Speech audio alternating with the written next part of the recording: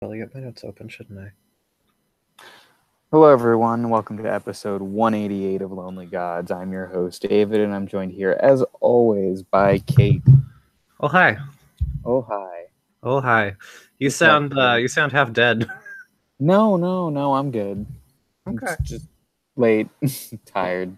Yeah, well that's kind of what I meant, but I'm excited to talk about Doctor Who. I'm glad that you're excited to talk about Doctor Who. We have a lot to talk about, just like last week. Do we? I think so. A new Doctor, new season of Early Adventures. I feel like we have less to talk about with the new Doctor than we normally would. Well, I mean, I'm not saying it's positive. So let's just go ahead and do we have any Doctor Who news? I feel like we do, but I can't think of anything. The internet says that last night's episode of Doctor Who was powerful. Yeah, this is the Rosa Parks one. Yeah, I know. So I mean, I think that whether it was great or whether it was dog shit, they probably still say that. So I don't know. I guess we'll see. Yeah. I mean, as usual, the truth is that I just don't like being lectured, basically. So yeah. Again, I'm glad that things seem to be going well. I would rather the show be a success than not, even if it's not exactly taking the way that I personally would like it to. I still haven't watched it since that first episode. Well, that's fine. Good for you. Yeah. Yeah. But fuck. I don't know. I'm just getting my timeline open, and I'm scrubbing through the. I'm scrubbing through the news on the Big Finish site for this week. I feel like there's something I wanted to mention, but I don't have anything written in my notes about news items, so maybe it doesn't actually matter. No, we talked about Chameleon, so yeah, whatever, nothing. Fuck it. Yeah, John and I are currently stalled on new Doctor Who, roughly. Two episodes into Celestial Toymaker, which I find pretty boring. Old Doctor Who. Yeah. You said new Doctor Who. Classic Who. Sorry. Yeah. No, I wanted to clarify that, but yes.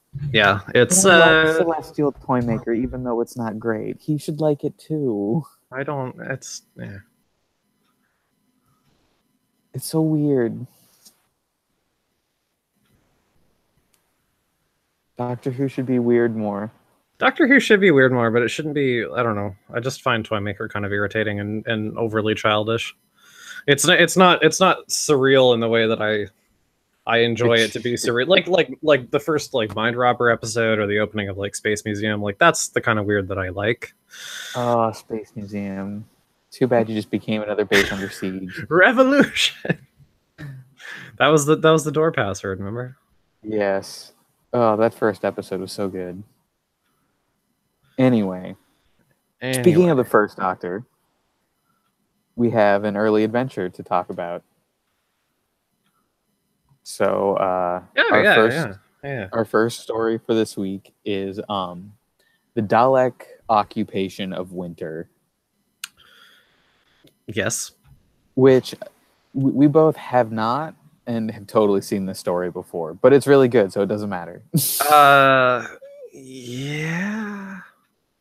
Essentially, the Doctor, Stephen, and Vicky land on a planet where the inhabitants, their whole economy is built around building Daleks. Yeah.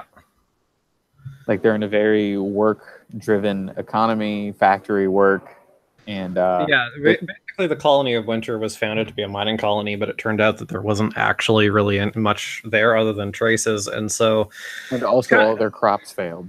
Yeah, so it was neglected, it was forgotten about. The Daleks invaded, and basically, this is all backstory. But basically, the Daleks invaded, and the marshal at the time basically said, look, instead of enslaving us, why don't we just kind of keep this between you and me? Happy workforce is more productive. It basically it gave the people jobs. It's very much an Orwellian, you must have a job or you're thrown in the gulag kind of society. And in exchange, the Daleks supply the colony with food. They say that it's being given by the people happy that the Daleks were there to help them, because what they're supposed to be building, like celestial peacekeepers, essentially. Of course, everyone in the universe knows the Daleks are not that, except this one planet. Well, I mean, they're an isolated colony. Like, they don't have outside contact. I mean, very much by design, I would imagine, because it's such a repressive kind of regime. So like they believe that they're building Daleks. They believe that they're robots, and that they're sending them out into the galaxy to do good, and that like the food and supplies that come back are like gifts from the grateful people. That's not the case. The other thread to this arrangement is that the best and brightest of the colony on graduation day are sent to the science center. The colonists are told that basically it's there that the robot components basically are put in to make the Daleks come to life, because in the regular factories they just make the weapons and the shells. The truth is a lot more gross and horrific than that, but yes. So basically into this come the Doctor, Stephen, and Vicky, who are very confused to see a Dalek being presented at a public gathering as a friendly ambassador. So then trouble abounds, basically. Indeed, Kate, indeed. Indeed.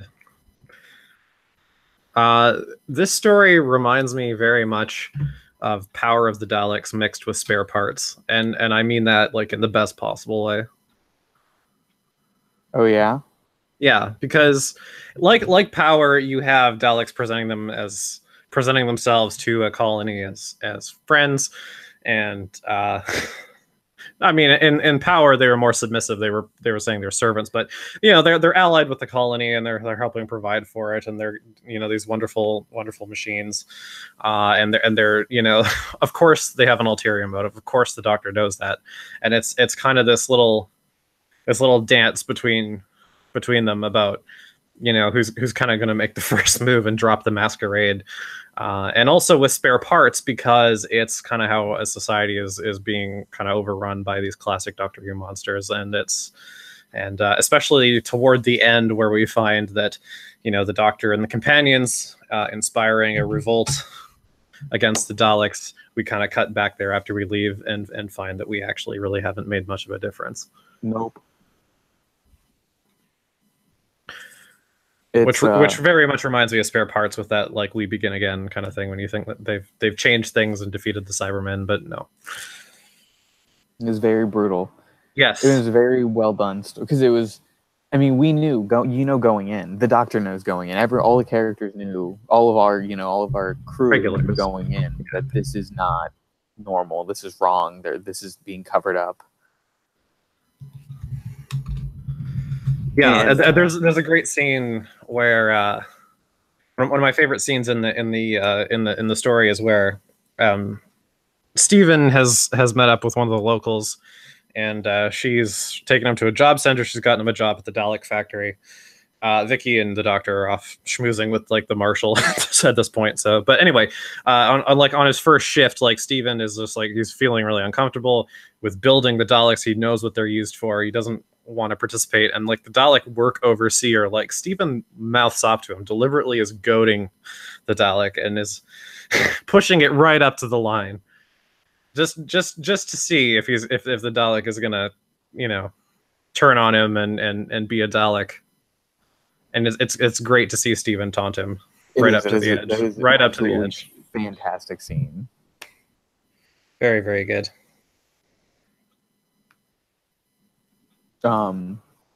It's just a really well-crafted story, beginning to end. Absolutely. I love the scene between the ambassador guy, the human leader, and Vicky. Gaius Majorian. Yes, when he turns on her. Yes, Gaius Majorian, by the way, is a wonderfully slimy politician, completely self-interested. There's a lot of twists and turns with that character. He's a decently written Doctor Who villain. Yeah. Well, I mean, but like, at first you think that, maybe he's kind of a gullible idiot. A gullible idiot. That he's he's in league with the Daleks, but Vicky gets to him and starts explaining things, and he's like, "Oh my god, come with me," and then he turns her over to them, and then when it looks like the revolt is going to be getting the upper hand, he leads the charge into battle against the Daleks, and then is murdered by a Dalek for turning on them. Which is a great scene where he's like trying to justify it. And I'm like, they're just going to kill you, dude. And then they just killed him. Yeah. And so I just really like that because, he's not really mustache twirling. He's got a lot of charm. He's very like nakedly self-interested.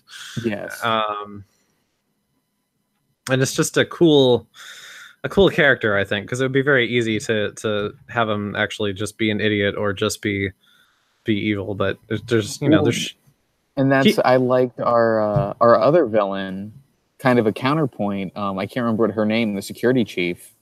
Oh my god, she's insane. Should also could very easily be written as a mustache twirling villain, and also isn't, because she's a sociopath. Karna, yeah. She knows damn well what the Daleks are, and she thinks it's wonderful.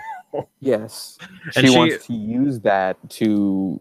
Because she is destined for greater. To her, like this life on this rock is nothing. She needs to be elevated, and the Daleks can help her do that. They can bring her to a grander scale. Who cares how many innocent people are cut down in the meantime? All that matters is that she gets what she deserves. Yep, I mean she's absolutely ruthless all the way throughout the story. I mean, especially even at first when she's working for Majorian, she's always pushing him for harsher regulations, less work periods, more productivity. Like everybody's got to work, drag him and shoot him in the streets if they don't.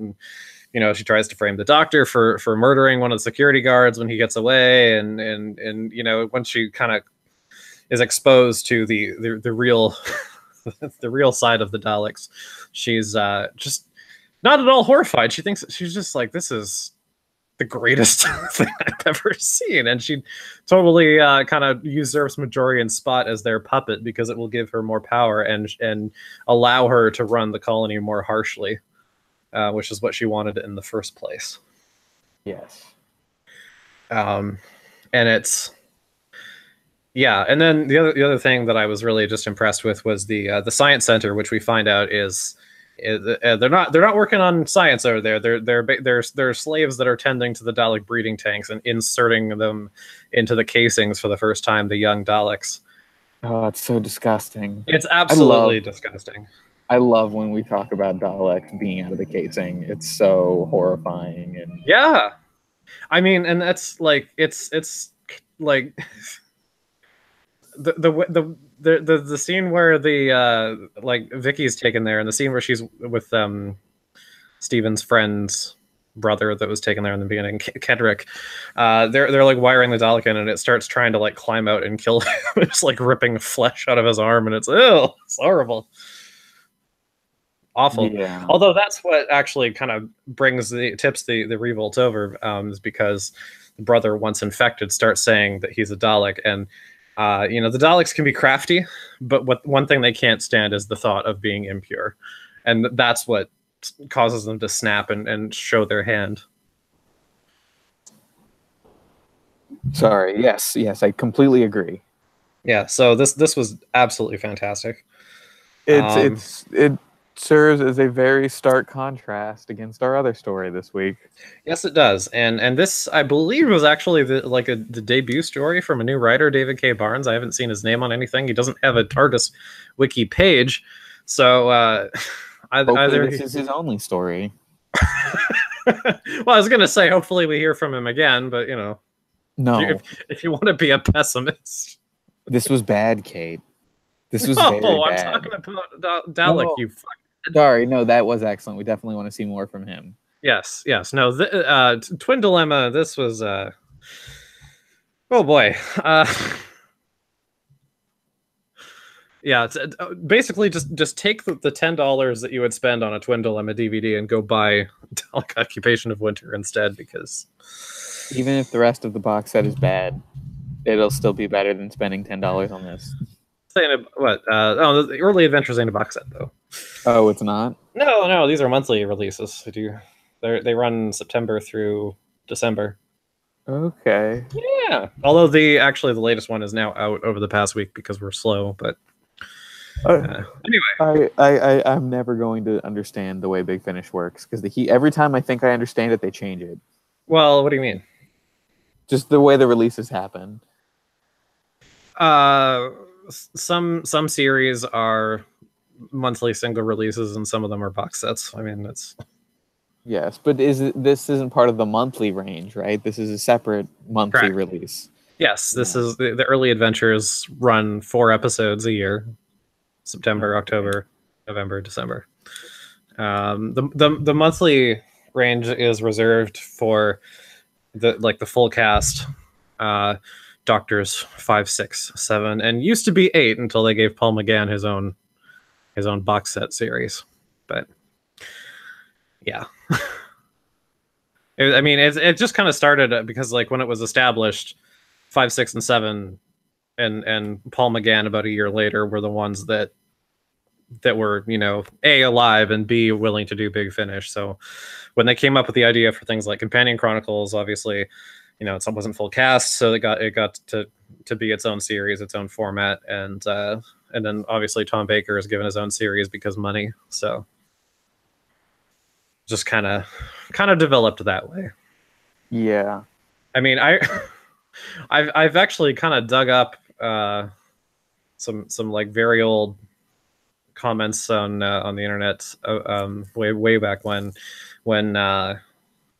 the first, I think Dalek Empire was the first spin-off series they did, and people are like, I don't know, I mean, the monthly series is a lot to keep up with already. I don't know if we need to be adding more stuff. I'm like, guys, man,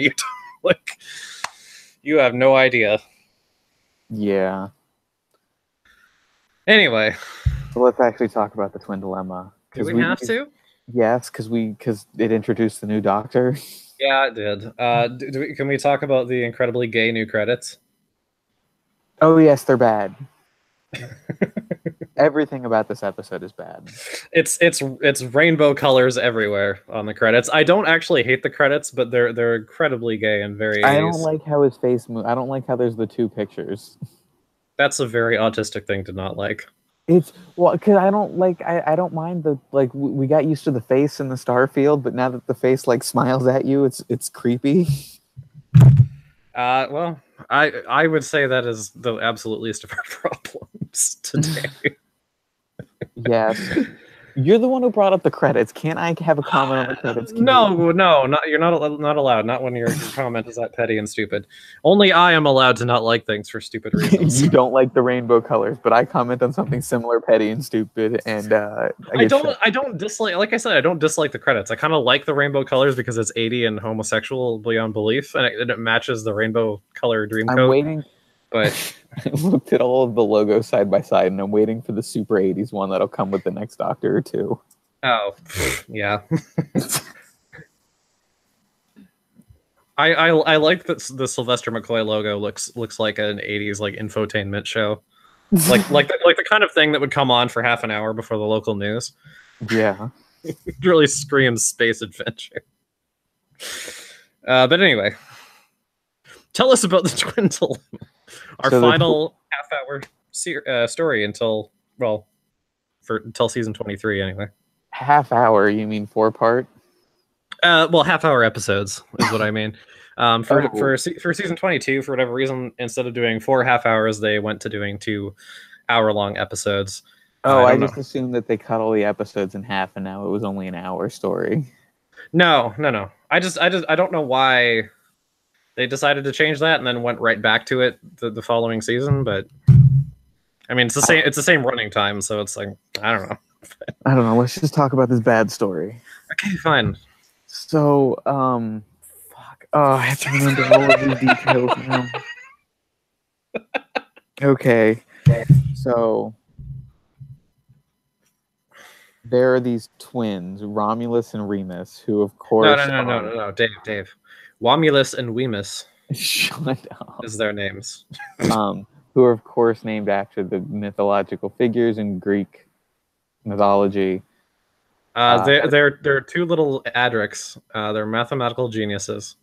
But like their names I thought would be significant, and it turns out they're just not. No, absolutely not. At all. They're like, oh, famous twins, let's name them that. Yeah, pretty much.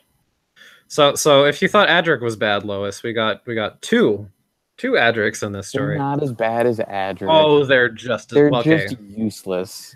They're less bad than Adric simply because we don't have to put up with them for like a season and a half. They don't betray us for the vampires because there is no vampires. If they did, they would. They get abducted by an old pedophile and sent to work in space for slugmen. That's the story. Who turns out is a Time Lord. Oh yeah, the pedophiles, not the slugmen. Not the slugmen, which was a very weird because especially like at this point in the show, both in the audios and where we are in the show, even if we count that all together, the Time Lords are presented as like this very high hoity-toity society where there's like the doctor, there's the monk, and then there's the master, who are like the bad apples. But and maybe you would throw Romana in there, but she's still respected and shit. Well, she's respected because she went home. Yes. Who's this other guy? It's a guy. It's his name's like Azam Bazam Pokum Puckum or something. But like, he's like doing some really fucked up evil shit. Why are the Time Lords letting this happen? Okay, because he was the master of Jaconda, which is the planet of the Birdmen that used to be a good planet, but was taken over by the evil slug things. And so he's like working for the slug things, but not really. He's kind of like trying to buy time, mostly, like, because he does side with Colin Baker eventually. His motivations are kind of not very well. It's a really poorly written episode, so he's not. Yeah, he's not really meant to be evil. I think he's meant to be kind of like an intermediary between the slugs and the rest of the people. He's trying to save his planet, yeah, cooperating as necessary in order to make that happen. So, except the secret plan of the slugs is to use the mathematical genius twins to pull into other planets into close orbit to. I don't remember the J planet. I can't remember. I already forgot it. Jaconda. Yeah, Jaconda. And except that their actual secret plan is that doing that will cause the sun to explode for some reason. Yeah, it'll make the sun explode because then it'll blow up the planet, which will scatter their slug eggs throughout the universe. I like how you started there like you were going to explain why it would make the sun explode, and then you were like, wait, there is no explanation. It'll do it because that's part of the plan to make the planet blow up. It's less it's because they're using the block transfer computation to change the position of planets. The Doctor says it is very dangerous. You could blow a hole in the fabric of the universe. So presumably that would be the end goal. I don't know. It's like how the Daleks wanted to scoop out the core of the planet and drive it around like a giant spaceship. Except for that. That was good. That was a good episode, even with the stupid plan. So, but then Asriel is actually like not an asshole, sort of. So he wants to like instead he's going to put the planets in orbit and then use it as like energy or something to like restore the planet. I don't know. I don't fucking know. Anyway, the slug guys are bad and they're ruining the planet, and that's just fucking stupid. And so we don't they look like dumb, stereotypical bad Doctor Who alien design. All of the designs in this episode I didn't care for, the art direction. No. I mean, yeah, as to why the Time Lords would allow this or anything, I have absolutely no idea. I don't think they're even aware of it. And the only other like comparable Time Lord I can think of is the one from Circular Time that turned himself into a Birdman for no reason. Yes, because like the Master and the Monk I understand, because like the Master is evil and is like purposely hiding himself and stuff. And like the same thing with the Monk. The Monk is the meddling monk. Like he's sneaky. That's what he does. That's how he gets around little butthole. Yes, whereas like this guy is operating plainly out in the open. Yeah, you know what? I'll just read the synopsis section from TARDIS Wiki because I don't want to fucking figure this out for myself anymore. A race of giant gastropods has taken over the planet Jaconda. Their leader, Mestor, now intends to cause an enormous explosion in order to spread his people's eggs throughout the galaxy and kidnaps juvenile twin geniuses from Earth to work out the necessary mathematical equations. Space fighters, led by Lieutenant Hugo Lang, oh yeah, him, I forgot about that. To get the twins back, but they come under attack, and Lang is the sole survivor when his ship crashes on the asteroid Titan 3, which is where the Doctor and Perry have ended up, by the way, because the Doctor is an insane person, and he needs to become a hermit. Anyway, Totally expected that pilot to become a new companion, by the way. I don't know why. I kind of expected it too. I feel like they probably should have, because I think, you know, it's, I mean, granted, we feel like we've had Perry a lot longer than we actually have, because of the audios, but I kind of like the dynamic of her with the companion that they have with Aramet. I would have minded somebody else coming in, but also, fighter, like, I was just about to say, space fighter pilot would be a cool companion. We already had that. Well, with Steve, Steven wasn't. He was more of like a freighter. He was a cool. I'm praising him. Just let me praise him. Oh, Steven's great. Steven's lovely. He taunts Daleks and doesn't afraid of anything.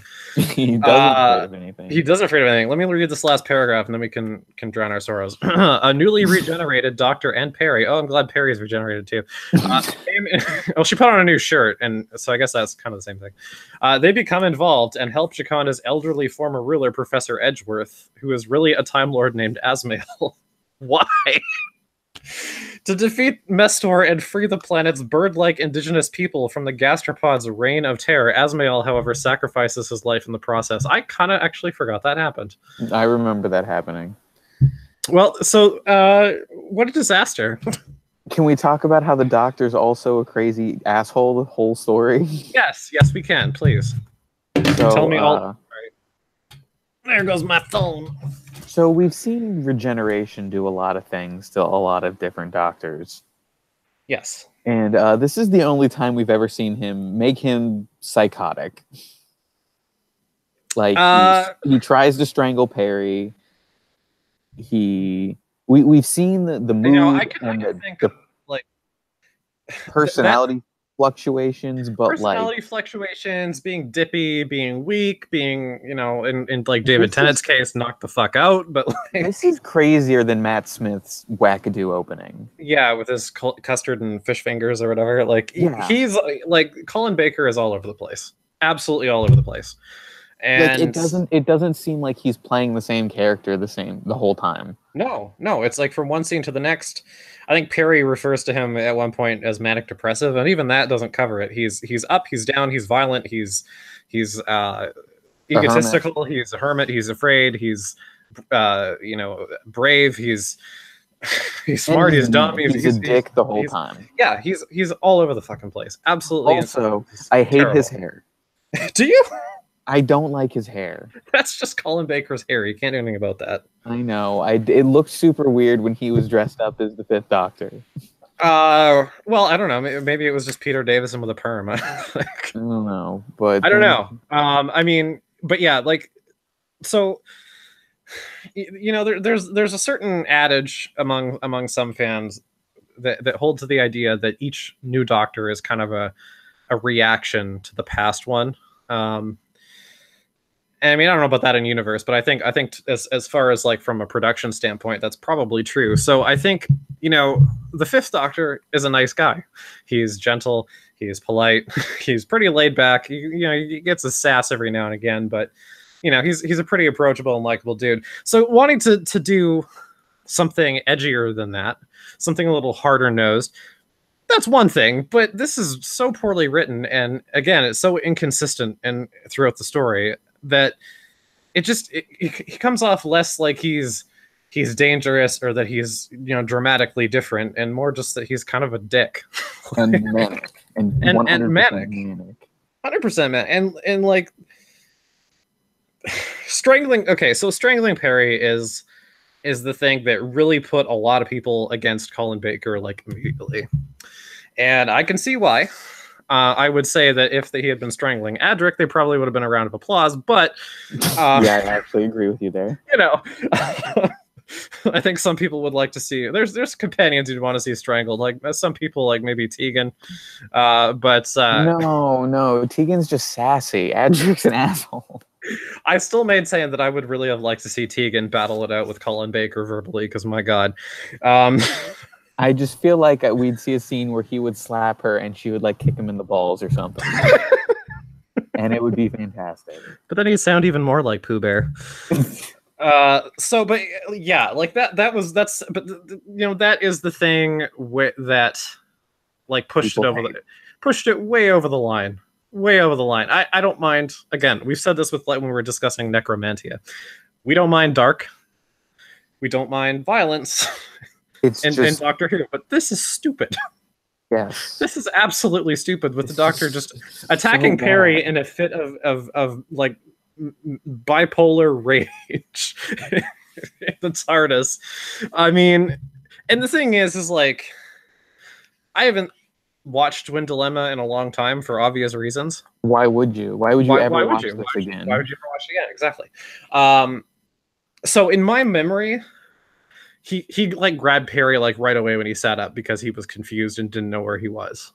Watching this again, it's like a good 10 minutes into the episode. Like he's gotten dressed up in his clown suit. Like they've had conversations. They like, and then he strangles her, which like, it was a stupid decision, even if he had strangled her immediately because of shock or confusion or whatever. But like, this makes it even worse because like he's I mean, not entirely lucid, but like he's up and about, and you know, we're kind of past the point where you can kind of get away with something like that. Yeah. So, yeah, I don't know. I mean, I know that Colin Baker did not really get to play the Doctor the way he wanted to play it throughout his tenure because, you know, his first season was a shit show, and his second season was after an 18-month hiatus because the show had been canceled and then uncanceled. Interesting. And that entire when we get there. Yeah, and that entire second season, of course, was taken up with the Trial of a Time Lord storyline. So, you know, he wanted to basically be what Christopher Eccleston was. Somebody, or bring it back closer to like William Hartnell. He wanted to be the guy in the leather jacket, dressed in black, who was you know, very kind of dickish and prickly on the outside, but had a heart underneath. I feel like the writers of this episode forgot about the heart part, and it like, it's hard to take that kind of characterization seriously when you're dressed in a clown suit. Yeah. Like, I hate to be shallow, but I fucking hate that coat. I don't even mind the coat, but it doesn't, like, every other Doctor, their outfit is part of their personality, and I feel like this isn't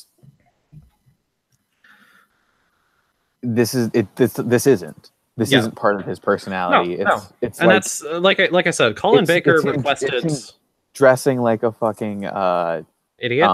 No. What do you call it? The pickup artists. Oh, Jesus. He's wearing this big stupid coat to distract and make a conversation piece. There you go. Yeah, but like Colin Baker requested, I believe it was either he wanted black velvet or he wanted the leather jacket ensemble that Eccleston eventually ended up wearing. So and they gave him this, so he was and they gave him this, and he didn't like that. And it was so basically like I think the production team and the scripts were totally at odds with kind of how Colin Baker wanted to do it. And even if he had gotten his way, I don't think they would have written it well enough to make it work. No. And at the same time, for whatever reason, Michael Grade, who I believe at the time was the controller of the BBC, did not like Colin Baker. He wanted Colin Baker gone, and basically did everything in his power to sabotage the show. The budgets kept getting slashed. They fiddled with the time slot, which is, I think, one of the reasons why the next season would go 1 hour episodes twice weekly instead of half an hour once a week. They didn't even like run Doctor Who through the season faster. They just skipped a week. That's crazy. And then, of course, the year and a half hiatus, and it was just a fucking that whole period of the show was a clusterfuck, and it's even kind of hard to get the facts straight because it's a lot of Colin Baker's word versus the BBC's word, and he said this and you did what, and it's a lot of finger pointing, and I mean, beyond actually being there, it's kind of hard to we need an oral history that doesn't exist. Yeah, basically. And at the same time, like, during John Nathan Turner's period as producer, especially when he was partnered up with Eric Sayward as the script editor, as we saw through the end of Peter Davison's run, and certainly as we get further into the mid-'80s with the Sixth Doctor, where there was this tendency towards harder and harder violence, and I think that, and a lot of continuity, and I think that was starting to turn people off. And this is just, I mean,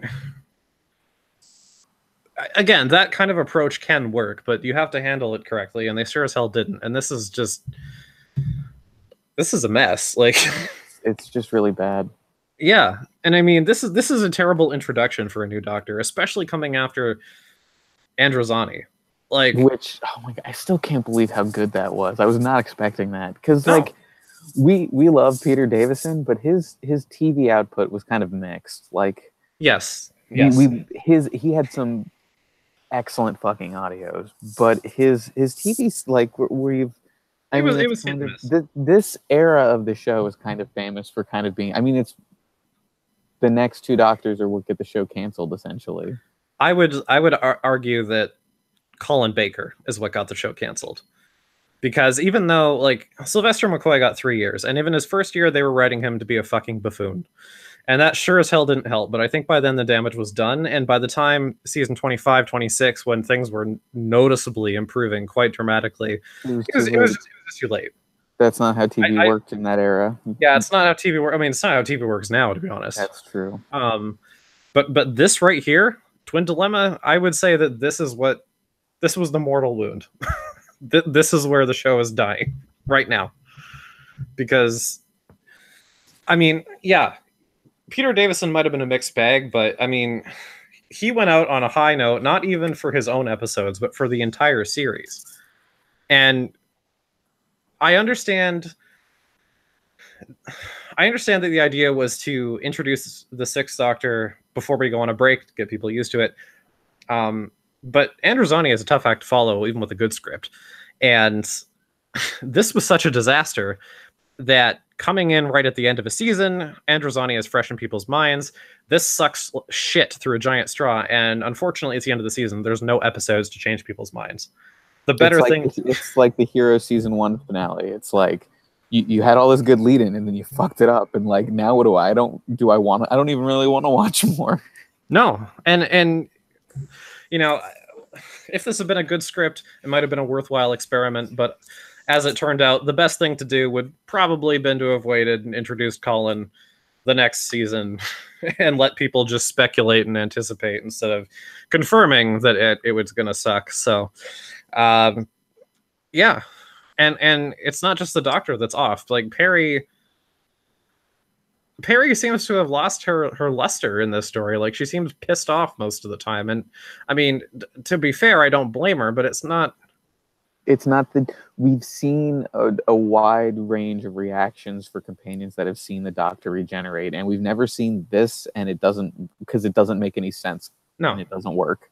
No, she's like the story starts, and she's like accepted that the Doctor has changed. She's watched it happen, but she's like, she's mad at him for doing it. Like this has somehow personally inconvenienced her. But like, yeah, in a really like petty way, not like in a way that it doesn't make any sense. No. And there's a lot of bitch back and forth. And to be fair to the Sixth Doctor and to Perry, like that will settle down into more of like a Tegan kind of banter. But in this story, it's like Perry just seems like she's just shitty. She's just mad. And it just seems like they're just mean-spirited and actually trying to hurt each other. And it's just like at the end of the story, I'm like, neither of them should be traveling together. Like, no. Take Perry back. This doesn't work. Like we've seen companions that have had a hard time accepting regeneration. You know, and especially ones that were not familiar with the concept before it happened, and it was like, oh well, you know, you're not the person that I started traveling with. I mean, you're not the person in some cases that I fell in love with. Boo hoo hoo. It's just weird. Because like you said, like at first she seems like, oh, okay. And then later it's like, fuck you, why did you do this to me? And it's like, yeah, to me, like she literally says that. Yeah. It's like he didn't do anything except he's going insane, which technically I guess he did that to her. Yeah, and it's like, well, it's either that or I die of like poisoning. So like, what do you? I don't know. It's just like, what do you want, want bitch? To talk about it anymore. It's just and I mean, bad. like I don't.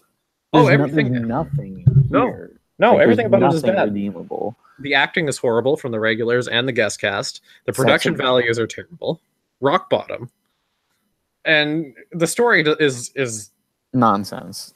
Is nonsense. I think the only enjoyment I got out of this was watching Colin Baker throw like slug poison and just like straight melt that guy. Because I was like, I forgot that he did that. I'm like, that's really kind of graphic and pretty violent as far as the Doctor is concerned. It's just bad. Yeah, it's just bad. It's just bad. What happened? I'm done. I'm done. I was gonna say, I think the reason that they wrote the Doctor as erratic as he was, was that it was some sort of effect because of the Spectrox toxemia, because Peter Davison does say, like, I might regenerate, I don't know, this feels weird. So I don't know. I mean, if that was the intention, it didn't work. It didn't work, and it wasn't explained very well. Especially when you superimpose a random laughing master face, because people might misinterpret that in a lot of different ways. I don't know. Master secretly just a different regeneration of the Doctor. Oh my god! Operating at the same time. Hey, spoilers for later. Oh man! Oh my god! How mad would you be if New Who did that? How mad? I would be intrigued if it were a swap in roles. If the Doctor began to act more masterly and vice versa. If they actually like had Jodie Whittaker regenerate into Roger Delgado, I would probably kill myself. Because that sounds horrendous. I'm not as horrendous as being like, oh, Perry, I'm sorry I strangled you. Come live in a cave with me for 100 years. That'll fix it. Yeah. So this was bad. This was real bad. Absolutely terrible. This is it's not worse than Necromantia, but it's close. No. Well, okay, so like this is horrendous. Necromantia like actually like makes me mad.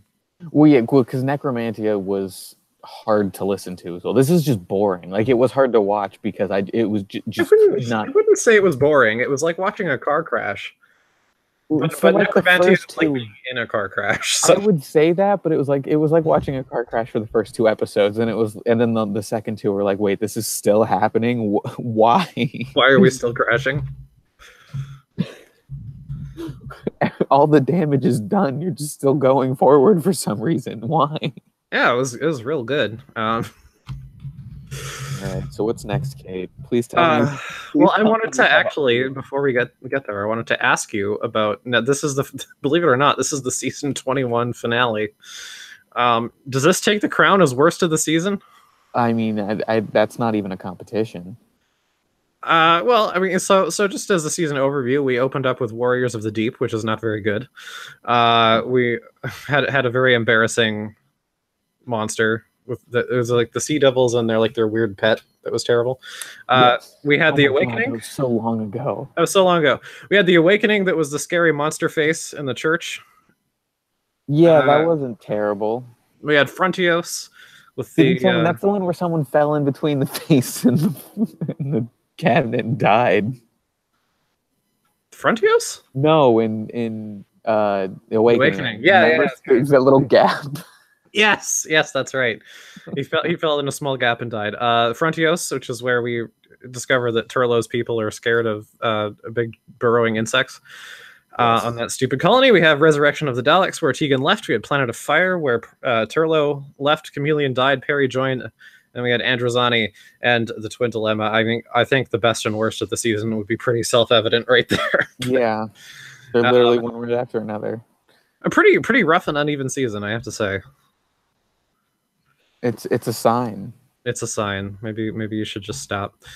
Have we just hit the last high point? Did we already pass the last high point for classic Doctor Who? Is it all downhill from here? I mean, no. I don't mean literally from Twin Dilemma. I don't mean to say like, oh, with Androzani, we're never going to. We've gone down and we keep going down. No. It's going to be an uneven and bumpy ride. But I would say that, you know, to some degree,